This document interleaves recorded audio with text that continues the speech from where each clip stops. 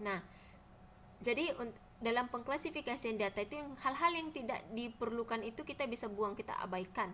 Nggak usah kita hitung, nggak usah kita klasifikasian dan sebagainya. Jadi kita hanya mengklasifikasikan hal-hal yang penting untuk kelangsungan data berikutnya seperti itu. Nah, yang keempat itu ada menunjukkan sifat yang menonjol. Menunjukkan sifat yang menonjol. Jadi kita ini perlu lihat dulu mana sih bagian-bagian yang menonjol dari data yang sudah kita kumpulkan gitu. Yang kelima, mempermudah analisis terhadap data yang diinterpretasikan dan penyusunan laporan. Jadi dari semua yang keempat poin ini kita bisa mempermudah analisis terhadap data yang sudah diinterpretasikan dan menyusun laporan yang lebih terarah teruntun gitu. Ya benar, untuk kita perlu bercanda sih ya, biar nggak ngantuk juga, biar belajarnya nggak tegang. Tapi saya senang kalau kita belajarnya fleksibel, gampang aja sih. Kalau ada yang nggak ditahu ya tanya gitu ya. Tapi kalau semuanya pada nggak tahu, kita cari tahu sama-sama, kan seperti itu. Semuanya kita belajar gitu ya. Karena statistika kalau dibawa serius banget sih mah malah susah. Karena untuk berikutnya kita bakalan banyak hitung-hitungan. Sekarang aja yang masih santai. Ya, saya senang bisa jadi tutor di manajemen 10. Gokil. Ya, nah ini adalah dasar klasifikasi. Nah, dasar klasifikasi. Untuk yang pertama, klasifikasi berdasarkan sifat-sifat atribut. Nah, contohnya warna kulit. Nah, warna kulit ini dia termasuk ke sifat-sifat nih, warna kulitnya apa gitu ya. Putih, hitam manis, kuning langsat, hitam gitu ya. Terus ada klasifikasi bilangan variabel. Contoh upah karyawan, ya upah karyawan kan tergolong ke bagian angka gitu ya. Ini jelas ya, gampang kok kalau klasifikasi. Nah, ini kemudian dia ada penyusunan data secara sistematis atau seriation. Yang pertama berdasarkan waktu time series ya, yang disebut dengan time series chronological atau historical series. Nah, contohnya nih, data berdasarkan waktunya dari kapan nih, dari 5 tahun terakhir, 10 tahun terakhir, atau 2 tahun terakhir gitu ya. Nah, kemudian yang kedua berdasarkan daerah kan geografi itu, bahasa kerennya geographical series atau cluster. Nah, contoh nih, daerah mana? Daerah bagian Sumatera kah? Daerah bagian Pulau Jawa kah? Pulau Kalimantan kah? Pulau Sulawesi kah? Atau Irian Jaya gitu ya. Nah, untuk yang ketiga nih, ada berdasarkan keadaan ataupun frekuensi. Contohnya conditional series atau frekuensi. Berdasarkan keadaan conditional series ya. Keadaannya bagaimana? Frekuensinya bagaimana begitu ya. Misalnya padat kah, renggang kah, atau sedang-sedang aja gitu. Jadi ini hanya berdasarkan ini ya. Nah, ini dia contoh berdasarkan waktu. Nah, untuk berdasarkan waktu, jadi ini produksi padi di Kabupaten Makmur dalam rupiah ton. Nah, tahun 2000 produksi padi. Ini ada dari tahun 2000 sampai 2003. Nah, itu ada produksi padi 10 ton di 2000, 2001 11, 2002 13 ton, 2003 15 ton. Nah, itu yang ditunjukkan di situ adalah waktunya. Nah, waktunya itu ada renggang waktu dari tahun 2000 sampai 2003. Ada berbagai macam, ada empat banyak produksi padi. Nah, kalau untuk yang berdasarkan daerah wilayahnya itu ada dari berbagai dari 3 macam kabupaten. Yang di Kabupaten Makmur, di Kabupaten Subur, Tentrem ada itu 26 ton. Untuk Kabupaten Subur 30 ton. Untuk Tentrem itu ada 25 ton. Jadi dia berbeda-beda dari tahun dan juga kabupaten. Seperti itu ya. Nah, ini untuk berdasarkan frekuensi ataupun keadaan, metode seriation. Nah, ini adalah 2, 3, 3, 1, 4. Nah, itu dia seri yang keberapa itu ada hanya angka aja. Cuman kalau dia secara kelompok, dia ada nih intervalnya nih. Lihat nih, coba lihat perbedaannya. Kalau secara kelompok, jumlah anak per keluarga dari 1 sampai 2 orang, berapa jumlah keluarganya? 12 orang. Yang punya anak 3 sampai 4 orang, jumlah keluarganya ada 9 orang. Yang punya anak 5 sampai 6 orang, jumlah keluarganya ada 4 orang gitu. Jadi beda. Metode seriation itu dia angkanya satu-satuan aja. Tapi kalau dia secara kelompok, dia ada pengelompokannya dari Dari 1 sampai 2 anak berapa keluarga yang punya, 3 sampai 4 anak, 5 sampai 4 anak berapa keluarga yang punya, begitu. Jadi ini sampai di sini gak sulit ya, gampang ya. Oke, sampai di sini saya kasih waktu 2 menit untuk melihat-lihat dulu apakah ada pertanyaan atau tidak. Soalnya kita cuma tinggal 4 slide lagi nih, udah slide yang ke-20.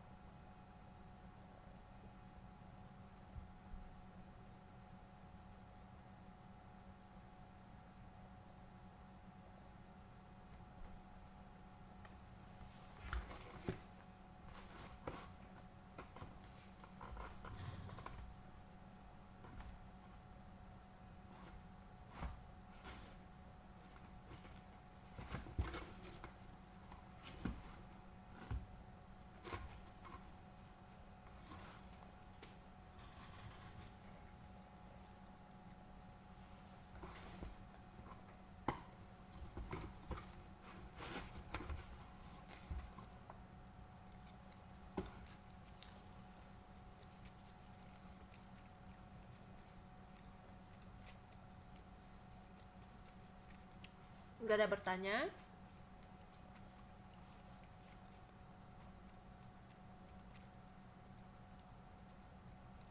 Kalau nggak ada, kita lanjut ke slide yang ke-20, pengertian dan macam distribusi frekuensi.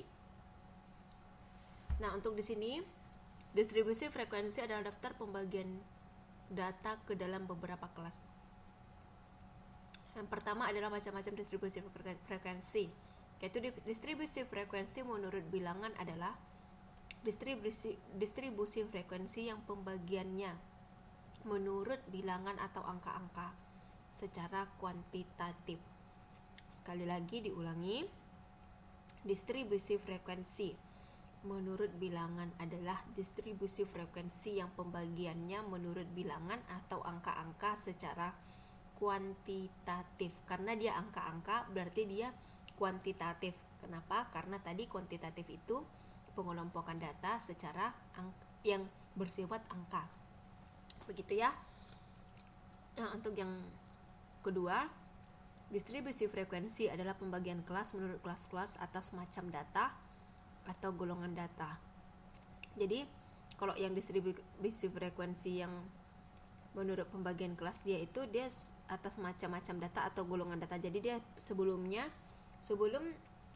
dia itu harus mengelompokkan dulu data-data yang ada secara berkelas, begitu ya. Ini juga nggak sulit, kita bisa. Nah, ini ada contoh distribusi frekuensi menurut bilangan yang bersifat tunggal. Nah, ini umur 20 sampai 29,9. Ada berapa orang? Ada 5 orang. Kemudian ini ada umur 30 sampai 30,9. Ada 10 orang. Umur 40 sampai 40,9 ada 15 orang gitu. Kenapa dia pakai 0,9? Itu menunjukkan dia belum genap 30, jadi 29,9. Jadi misalnya nih dia tuh kurang 1 bulan lagi baru umur 30 tahun gitu. Jadi belum pas dia dapat ulang tahunnya, seperti itu ya, biar nggak bingung. Nah, ini distribusi frekuensi menurut bilangan bersifat ganda. Nah, ini ya, bersifat ganda maksudnya adalah tinggi berat badan 150, dia tinggi yang ke bawah ini, dia tinggi yang 150 sampai 159,9 itu dia tinggi. Kalau yang ke samping itu yang 50 sampai 59,9 itu dia berat badan. Jadi orang yang tingginya 150 sampai 159,9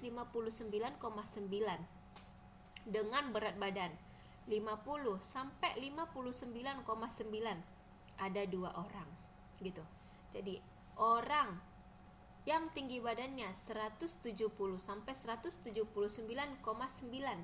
yang memiliki berat badan 70 sampai 79,9 adalah 6 orang. Nah, saya mau bertanya nih sama Mbak dan Mas sekalian. Berapakah orang yang memiliki tinggi 170 sampai 179,9 dengan berat badan 80 sampai 89,9. Berapa orang? Ayo coba jawab.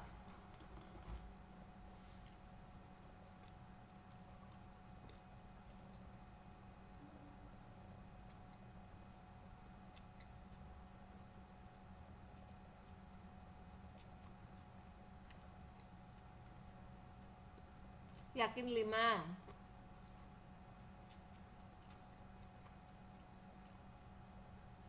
Semua jawab 5, yakin 5.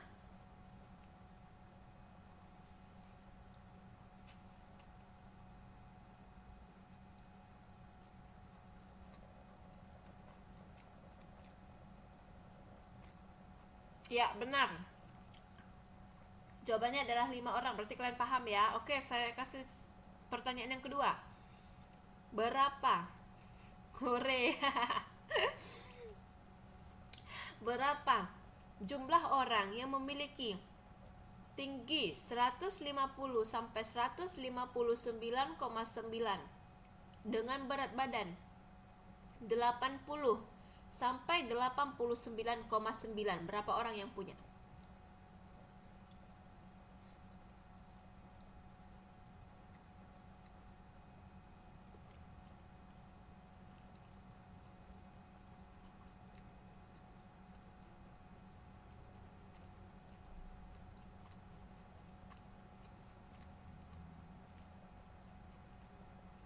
Yakin gak ada?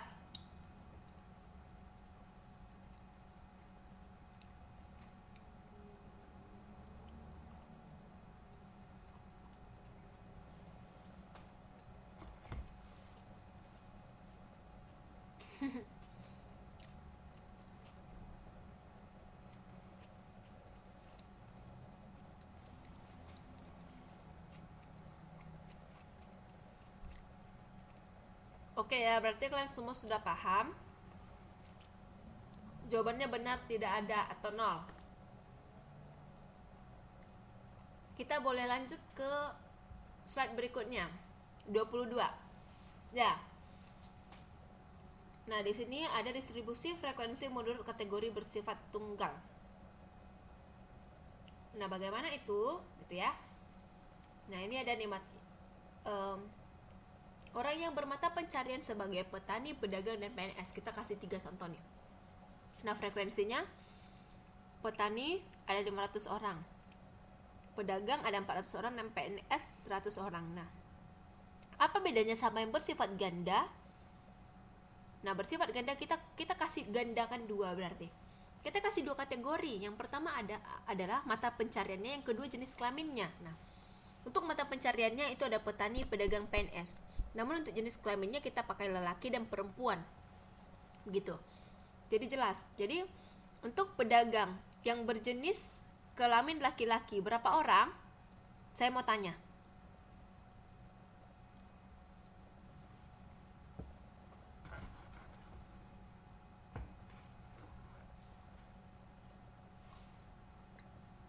Ya, benar, 150. Untuk PNS yang berjenis kelamin perempuan berapa orang?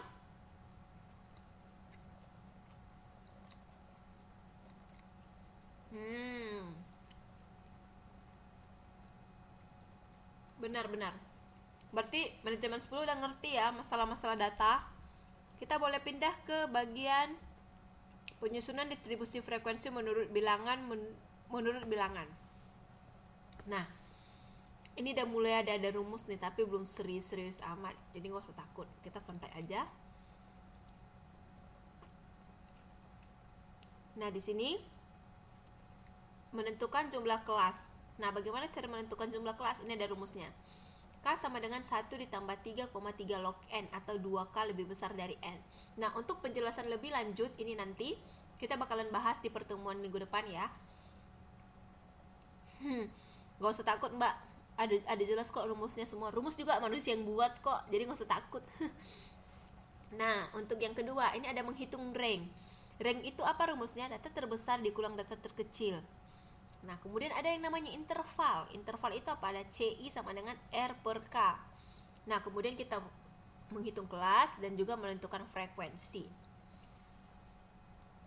Nah, ini semua nanti bakalan dijelaskan lebih lanjut di bab kedua. Oke, saya mau tanya nih, jika ada data berat badan nih 50 kilo, 80 kilo, dan 100 kilo. Berarti ada 3 ya, 3 data 50 kilo, 80 kilo, dan 100 kilo. Saya mau tanya, berapa ranknya? Siapa yang bisa jawab?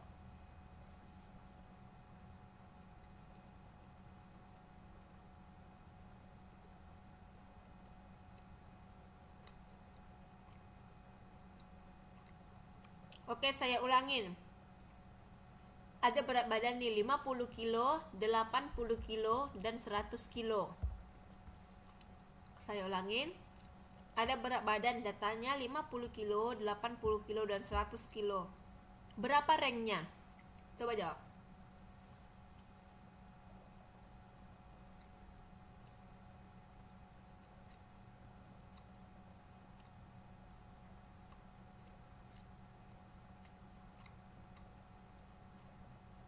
Ya, semuanya benar. Semuanya jawab 50. Ya. Karena data terbesar dikurang data terkecil. Jadi data terbesar adalah 100 dan data terkecil adalah 50. Jadi jawabannya adalah 100 dikurang 50 sama dengan 50. Benar ya? Oke, kita bisa pindah ke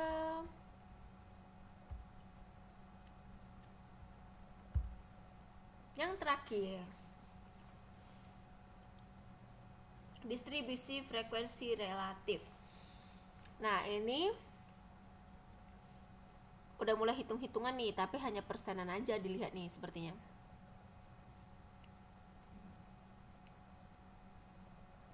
Nah, di sini adalah keuntungan per tahun, terus frekuensi absolut sama frekuensi relatif. Nah, keuntungan per tahun dia ada 30 sampai 39,9. Misalnya nih juta nih ya. Frekuensinya ada 4, 7, 8. Nah, frekuensi relatifnya apa? Frekuensi relatif itu diambil dari frekuensi absolut dibagi dengan keuntungan frekuensi absolut dibagi dengan jumlah frekuensi absolut kali 100%. Nah, jumlah dari frekuensi absolut adalah 19. 19 dari mana? 4 ditambah 7 ditambah 8. Itu hasilnya 19. Jadi, untuk mencari frekuensi relatif dari keunggulan 30 sampai 39,9 juta itu adalah 4 dibagi 19 karena jumlah dari semuanya kali 100%. Jadi hasilnya 21,1%. Nah, sama untuk yang 50 sampai 59,9%. Itu frekuensi absolutnya adalah 8. Nah, frekuensi relatifnya adalah 8 per 19. 19 dari mana? 4 tambah 7 tambah 8 dikali 100%, hasilnya adalah 42,1%. Gitu.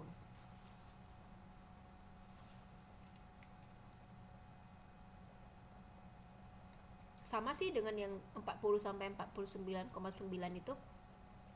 Itu jawabannya sama. Iya, benar Mbak Rupi. 19 itu hasil dari semua jumlah frekuensi absolut. Jadi frekuensi absolut kan ada 4, 7, dan 8. Jadi 4 tambah 7 tambah 8 kan 19. Jadi dari situlah dapatnya 19.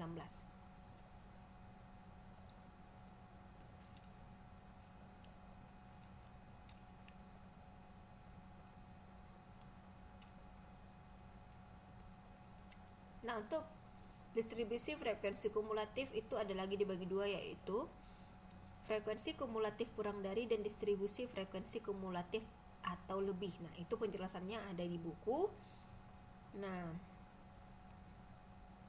kemudian ada distribusi kumulatif relatif. Nah, ini juga ada dari kurang dari dan juga lebih dari.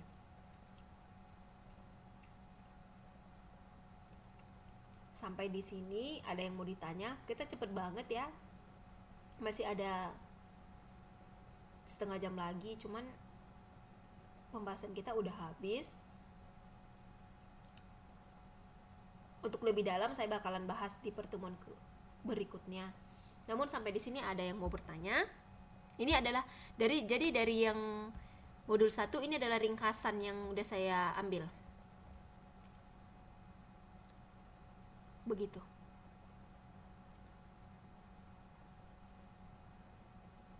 Atau kalau Mbak dan Mas sekalian punya pertanyaan yang nanti kira-kira mau ditanyakan, boleh share di grup Facebook kita. Saya nanti bakalan jawab di situ. Post di dinding aja biar nanti semuanya orang juga bisa lihat.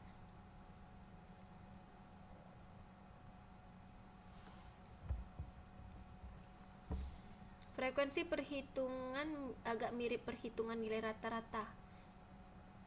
Iya benar, rata-rata. Jadi kan kalau rata-rata hitungnya dia dibagi jumlah keseluruhan ya. Jadi sama kalau untuk frekuensi relatif juga dia dibagi jumlah keseluruhan. Jadi frekuensi absolut jumlahnya berapa dibagi segitu. Ini ada pertanyaan lagi dari Mbak Endang, Bu. Nanya dikit, log itu. Iya benar, log itu logaritma. Benar sekali, Mbak.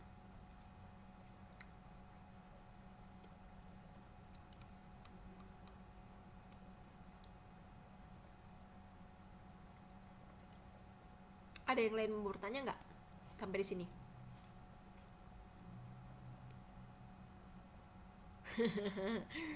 Enggak kok Mbak, nanti kalau di sini logaritmanya nggak yang susah-susah, masih yang wajar-wajar lah, nggak terlalu susah. Oke, semuanya udah paham. Nah, kalau ada yang mau ditanyakan boleh, misalnya nih nanti setelah kelas ini berakhir ada yang mau ditanyakan, boleh tanya aja, dengan catatan nanti share di grup Facebook, post aja di dindingnya. Nanti kalau udah post di dinding, biar tujuannya apa, biar semua bisa melihat apa jenis pertanyaannya. Nanti bakalan saya jawab di Facebook itu juga, jadi nggak usah tanya pribadi gitu. Iya, PPT-nya nanti bakalan saya share di Facebook juga.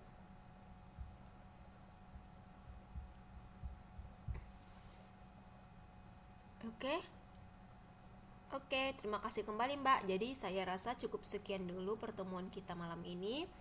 Terima kasih buat waktunya. Tapi sebelumnya saya mau absen dulu ya, karena tadi saya belum absen. Tunggu sebentar ya Mbak Mas ya, saya mau catat dulu siapa-siapa yang hadir malam ini.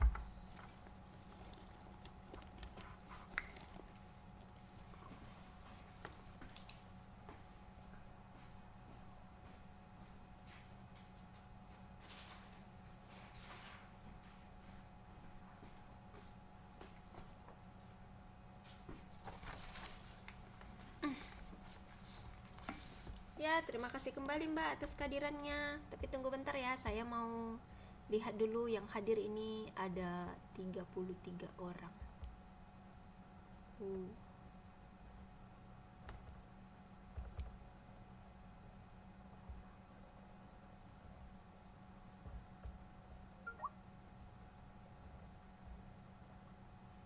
Terima kasih kembali Mbak Santi yang cantik.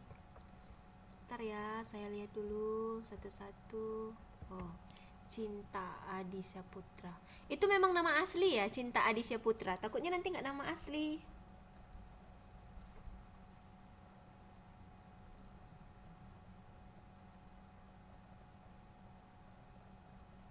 Oh, keren banget ya namanya, ada cintanya.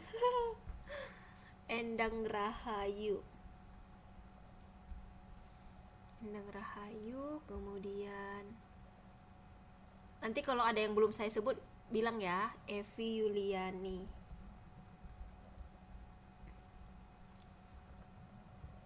Ida Komariah.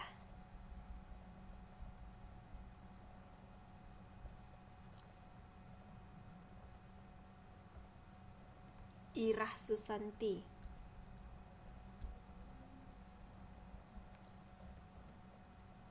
Jakfar Kolik.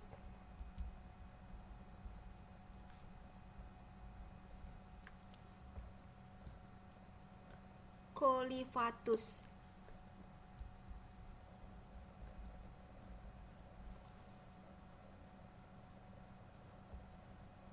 Kotia.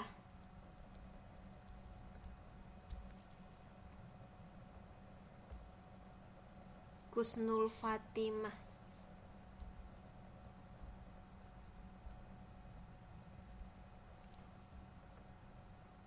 Mukmin.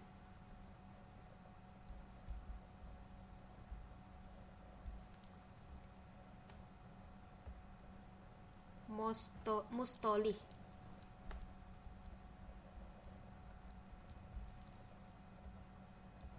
Niyapuri.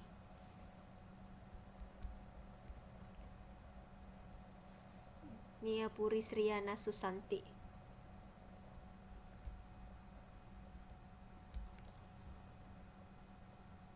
Puji Astuti.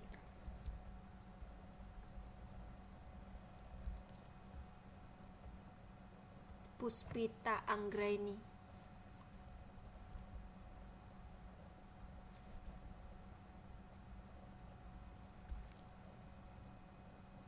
Rofiul Soleha.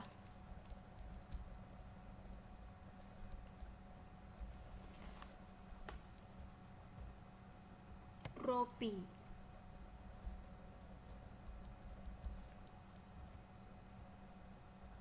Santi Bangun.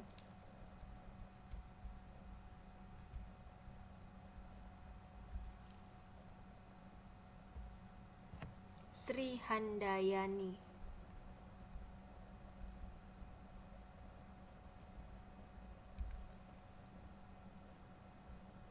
Sugianto.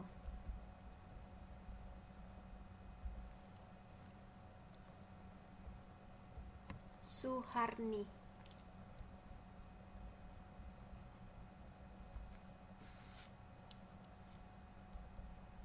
Titin.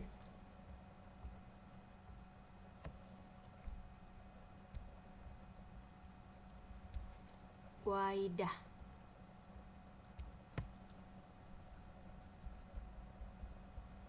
Yunia. Oke. Kita yang hadir di sini ada 23 orang. Ada yang belum dipanggil kira-kira? Yang tadi yang belum ada yang belum saya panggil?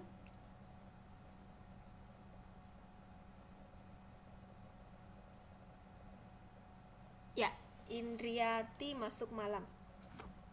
Berarti Mbak Indriati izin ya. Ya tadi Mbak itu juga udah bilang sama saya, dia chat pribadi. Dia shift malam katanya. Gak apa-apa kok Mbak, nanti saya bisa share PPT-nya, terus nanti juga terbuka buat dia juga kalau mau bertanya ada yang kurang mengerti atau tidak. Ada lagi yang lain yang Mbak tahu atau Mas yang tahu temannya berhalangan hadir karena apa gitu, biar saya bisa bikin catatan dia sakit atau apa gitu.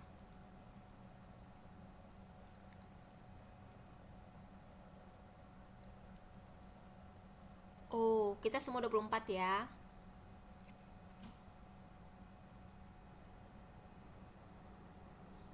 Ya. Oke. Berarti pas 24, cuman Mbak Indriati yang nggak masuk karena ada kerja shift malam. Oke, sampai di sini pertemuan kita malam ini. Ada yang mau ditanya sebelum kita pulang? Karena kita masih punya waktu kok, jadi kalau mau bertanya gak usah sungkan-sungkan.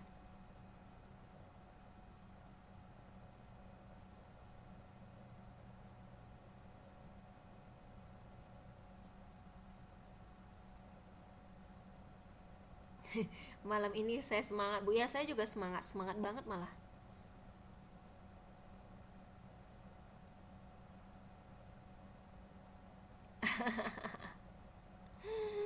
Gak ngantuk ya, aduh saya senang banget. Kita pulang orang di kamar.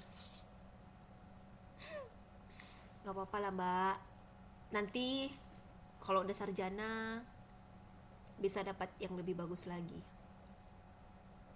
Jadi kalau malam-malam gini nanti gak bakal belajar-belajar lagi. Saya 25 Mbak, 25 tahun.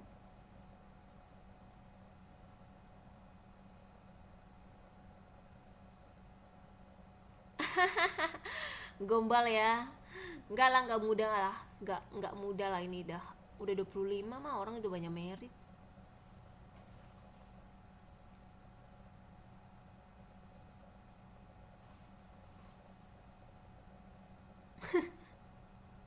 Belum merit.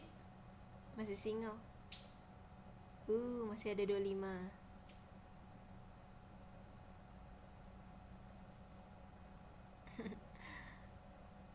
Ya, kalian semua juga keren-keren. Intinya saya salut juga sama Mbak dan Mas sekalian.